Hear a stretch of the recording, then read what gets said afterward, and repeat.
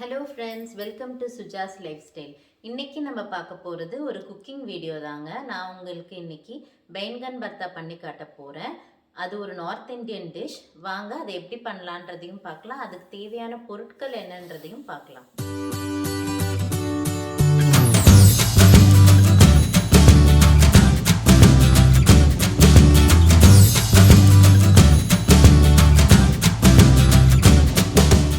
இந்த டிஷ்ஷு செய்யறதுக்கு நமக்கு தேவையான பொருள் என்னன்னா, ஒரு பெரிய கத்திரிக்காய், ஒரு மீடியம் சைஸில் வெங்காயம், 2 தக்காளி, 10லேருந்து 12 பல் பூண்டு, 1/2 டீஸ்பூன் சாம்பார் மிளகாப்பொடி, 1/2 டீஸ்பூன் ஜீரகத்தூள், 1/4 டீஸ்பூன் மஞ்சள் தூள், 1 டீஸ்பூன் ஜீரகம், 3 பச்சை மிளகா. இதுக்கு நீங்கள் இந்த மாதிரி பெரிய கத்திரிக்காய் வாங்கிக்கோங்க. அதுதான் இந்த டிஷ்ஷோட முக்கியமான பார்ட்டே. இந்த மாதிரி பெரிய கத்திரிக்காய் வச்சு தான் இந்த டிஷ் நம்ம பண்ண முடியும். இந்த டிஷ்ஷோட ஸ்பெஷாலிட்டி என்னன்னு பார்த்தீங்கன்னா, இந்த கத்திரிக்காயை நம்ம சுடணும். அடுப்பில் காட்டி அந்த தீயில் வச்சு சுடலாம். அப்படி டேரெக்டாகவே நம்ம காட்டி சுடலாம். அப்படி இல்லைன்னா இந்த மாதிரி கிரில்லில் வச்சு நம்ம சுடலாம். இது என்னன்னு பார்த்தீங்கன்னா, இந்த மாதிரி நம்ம சுடும் போது இந்த மேலே இருக்க தோலெலாம் நல்லா கருகிட்டு நம்மளுக்கு உள்ளே இருக்க கத்திரிக்காய் கருகாது. அது நல்லா சாஃப்டாக நல்லா ஸ்பாஞ்சி ஆகிடும். அப்படி பண்ணும்போது இந்த கத்திரிக்காயிலேருந்து ஒரு ஸ்மோக்கி ஃப்ளேவர் கிடைக்கும் நம்மளுக்கு. இந்த டிஷ்ஷே அதுதான் ரொம்ப ரொம்ப ஸ்பெஷலு. நல்ல ஸ்மோக்கி ஃப்ளேவர் யாருக்கெல்லாம் ரொம்ப பிடிக்குமோ இது ரொம்ப ரொம்ப பிடிக்கும். இந்த மாதிரி நீங்கள் செஞ்சு பாருங்கள். வாங்க, இது ஃபஸ்ட் நம்ம என்ன பண்ணணும்னா, இந்த மாதிரி எண்ணெய் எடுத்துக்கணும். கடலை எண்ணெய் இல்லை எந்த எண்ணெயோ எடுத்துகிட்டு இந்த கத்திரிக்காய் மேலே நல்லா அப்ளை பண்ணிடணும். நல்லா இது மேலே ஃபுல்லும் தடவிடுங்க.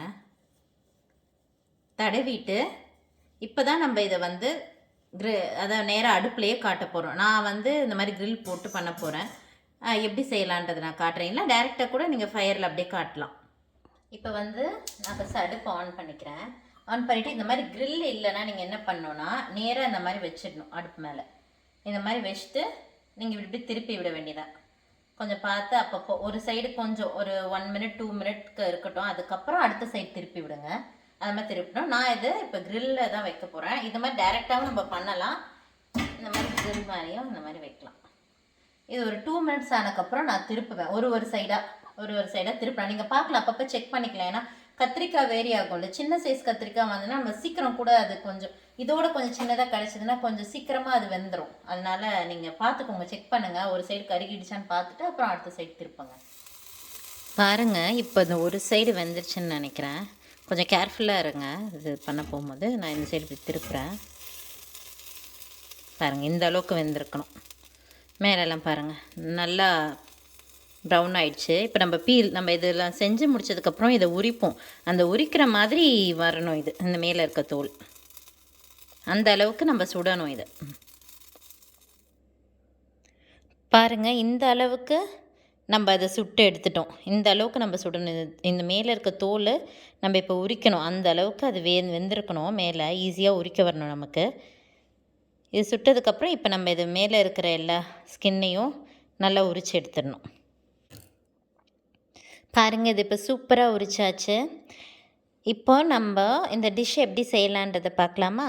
பண்ணுறதுக்கு முன்னாடி வெங்காயத்தை நல்லா பொடியாக கட் பண்ணிக்கோங்க. அதே மாதிரி தக்காளியும் இந்த மாதிரி கட் பண்ணிக்கோங்க. நல்ல பொடியாகவும் கட் பண்ணலாம். இந்த அளவுக்கு நீங்கள் கட் பண்ணிக்கலாம். அப்புறம் பூண்டு நம்ம இடித்து வச்சுக்கணும். பச்சை மிளகா நீட்டாக கட் பண்ணி வச்சுக்கோங்க. ஹாஃபாக கட் பண்ணியிருக்கேன். கத்திரிக்காவையும் நம்ம சாப் பண்ணி வச்சுக்கணும் நல்லா. நீங்கள் அடுப்பில் ஒரு பேன் வச்சுட்டு அடுப்பு ஆன் பண்ணிக்கோங்க. ஆன் பண்ணக்கப்புறம் இந்த பேன் சூடாகட்டும். சூடானோடனே நம்ம ஒரு 3 டீஸ்பூன் அளவுக்கு, நான் யூஸ் பண்ணுறது கடலை எண்ணெய், 3 டீஸ்பூன் கடலை எண்ணெய் போட்டிருக்கேன்.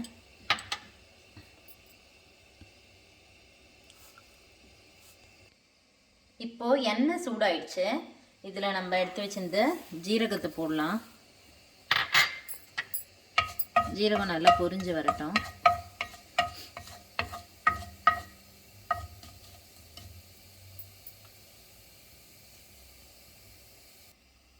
இப்போ ஜீரகம் நல்லா பொரிஞ்சிடுச்சு. இதில் நம்ம பூண்டை ஆட் பண்ணுறோம். பூண்டு வந்து ரொம்ப வதங்கணும்ட்டு இல்லை, இதுக்கு வந்து நல்லா வதங்கணும்ட்டு கிடையாது. டார்க்காக ஆகிடாமல் பார்த்துக்கோங்க. கொஞ்சம் லைட்டாக ப்ரௌன் ஆன உடனே நம்ம இதில் வெங்காயம் ஆட் பண்ணலாம். இப்போ பாருங்கள், இந்த அளவுக்கு பூண்டு வதங்கினா போதும். இதில் நம்ம இப்போ வெங்காயம் ஆட் பண்ணலாம். இப்போ வெங்காயம் ஆட் பண்ணலாம். இந்த டிஷ்க்கு முக்கியமானது இந்த பூண்டோட ஃப்ளேவர் தாங்க. இந்த பூண்டோட ஃப்ளேவரும் அந்த நம்ம நல்லா இது பண்ணி வச்சுருந்தோம் இல்லைங்களா, அடுப்பில் சுட்டு வச்சுருந்த கத்திரிக்காயோட அந்த ஸ்மோக்கி ஃப்ளேவரும் தான் ரொம்ப ரொம்ப இம்பார்ட்டண்ட்டு. அது ரெண்டும் சேர்ந்து அந்த டிஷ்ஷே ரொம்ப சூப்பராக இருக்கும். இதுக்கு வந்து வெங்காயம் வந்து ரொம்ப வதங்க தேவையில்லை, அதாவது ப்ரௌன் ஆகிறது பொன்னிறம் ஆகிறது அதெல்லாம் கிடையாது. இது வந்து நல்லா வெங்காயம் நல்லா டிரான்ஸ்பரண்ட்டாக ஆகட்டும், வந்து இந்த கிளாஸ் மாதிரி ஆகணும் இல்லைங்களா, அந்த மாதிரி ஆகணுன்னே நம்ம அடுத்து பச்சை மிளகாய் ஆட் பண்ணிவிட்டு தக்காளி ஆட் பண்ண வேண்டியது தான். இப்போது வெங்காயம் நல்லா கிளாஸி ஆகிடுச்சு பாருங்கள், கிளாஸ் மாதிரி ஆயிடுச்சு. இதில் வந்து நம்ம பச்சை மிளகாவும் தக்காளியும் ஆட் பண்ணிக்கலாம். அதே மாதிரி இதில் நிறைய பச்சை மிளகா காரம் நீங்கள் ஆட் பண்ணிங்கன்னா அதுவும் ஒரு வித்தியாசமான டேஸ்ட்டாக நல்லாயிருக்கும். மிளகாப்பொடி நம்ம கம்மி பண்ணிவிட்டு பச்சை மிளகா கொஞ்சம் அதிகம் பண்ணிடலாம். நான் வந்து 1.5 டீஸ்பூன் மிளகாப்பொடி எடுத்து வச்சுருக்கேன், ஏன்னா அது கலந்த மிளகாப்பொடி ரொம்ப காரமாக இருக்காது, அதனால் நான் எடுத்து வச்சுருக்கேன். உங்கள் மிளகாப்பொடி ரொம்ப காரமாக இருந்துச்சுன்னா நீங்கள் 1 டீஸ்பூன் ஆட் பண்ணிக்கலாம். அப்படி உங்ககிட்ட கலந்த மிளகாப்பொடி இல்லை, தனித்தனியாக இருந்துச்சுன்னா 1/2 டீஸ்பூன் இல்லை காரத்துக்கு ஏற்ற மாதிரி இவ்வளோ 1 டீஸ்பூன் மிளகாப்பொடி, அப்புறம் மல்லி வந்து 1 டீஸ்பூன் ஆட் பண்ணிக்கோங்க. இப்போ இதில் கொஞ்சம் நம்ம உப்பு ஆட் பண்ணிக்கலாம், அப்போ தான் இந்த தக்காளி வெங்காயம்லாம் கொஞ்சம் நல்லா வதங்கும். உப்பு, அதுக்கப்புறம் மஞ்சள் தூள் ஆட் பண்ணுறோம்.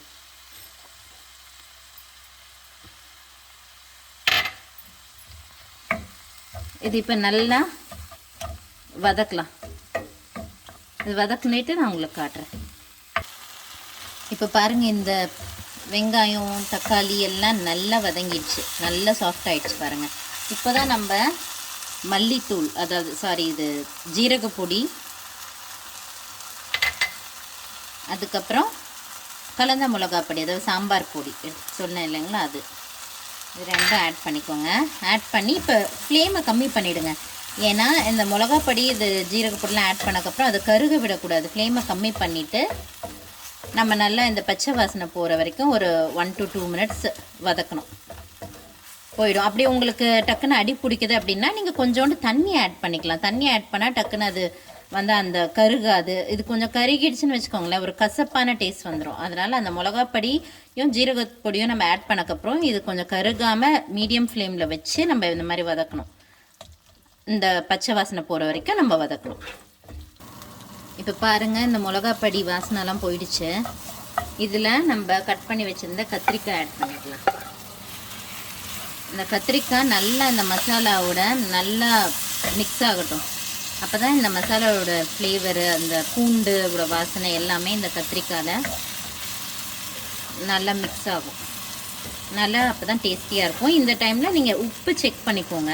உப்பு செக் பண்ணிவிட்டு என்ன வேணும்னா நீங்கள் உப்பு ஆட் பண்ணிக்கோங்க.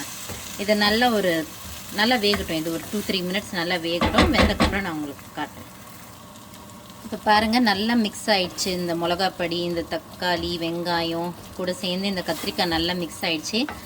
இப்போ வந்து அந்த கத்திரிக்காயும் இன்னும் கொஞ்சம் நல்லா வெந்துருச்சு. ஒரு 3 மினிட்ஸ் ஆச்சு. நான் அதுக்கப்புறம் இந்த மிளகாப்பொடியெல்லாம் போட்டு வதக்கினதுக்கப்புறம் இந்த கத்திரிக்காய் போட்டேன் இல்லையா, அதுக்கப்புறம் ஒரு 3 மினிட்ஸ் ஆச்சு. அதுக்கப்புறம் இந்த மாதிரி சூப்பராக ரெடி ஆயிடுச்சு. அவ்வளோதாங்க, இதுதான் பைன்கன் பர்த்தா. சூப்பராக ரெடி ஆயிடுச்சு. இதுக்கு வந்து நீங்கள் சப்பாத்தி வச்சு சாப்பிட்டா ரொம்ப நல்லாயிருக்கும். இதுக்கு மேலே வந்து நீங்கள் கொத்தமல்லி கூட போடலாம், அதுவும் ரொம்ப சூப்பராக இருக்கும். என்கிட்ட கொத்தமல்லி இல்லை, அதனால் நான் போடல. கொத்தமல்லி இலை போட்டால் ரொம்ப நல்லாயிருக்கும். பாருங்கள், ரொம்ப சூப்பராக பைன்கன் பர்த்தா ரெடி ஆயிடுச்சு.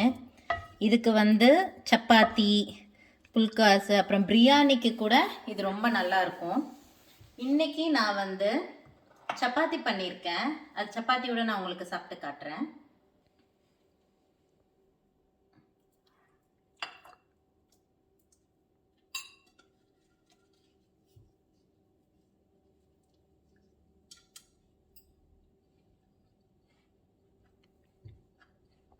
ரொம்ப சூப்பராக இருக்குங்க.